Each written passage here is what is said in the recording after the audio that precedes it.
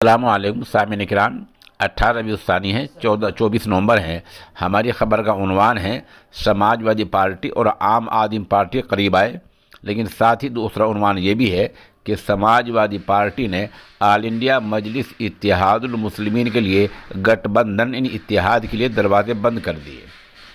आपको बता दें कि समाजवादी पार्टी के अहम लीडर हैं सुनील सजान, जिन्होंने आज बुध के दिन ऐलान किया है कि हमारी पार्टी के चीफ अखिलेश सिंह यादव पहले ही साफ कह चुके हैं कि मजलिस इत्तेहादुल मुस्लिमीन के सदर असदुद्दीन ओवैसी से कोई चुनावी समझौता नहीं होगा। ये आपको पता ही है कि समाजवादी पार्टी की तमाम छोटी छोटी सियासी पार्टियों से गठबंधन कर रही है, चुनावी समझौते कर रही हैं, लेकिन उसने आज साफ कर दिया कि मजलिस इत्तेहादुल मुस्लिमीन के साथ कोई चुनावी समझौता नहीं होगा। वजह क्या है? इस वजह का कोई ऐलान पार्टी की तरफ से नहीं किया गया है। बस आज ये दो ही खबरें आई हैं पार्टी के दफ्तर से। एक खबर का उन्वान है कि समाजवादी पार्टी और आम आदमी करीब आए। आम आदमी पार्टी के यूपी के इंचार्ज संजय सिंह ने आज बुध के दिन अखिलेश यादव से मुलाकात की है और गठबंधन पे इत्तेहाद पर चर्चा की है।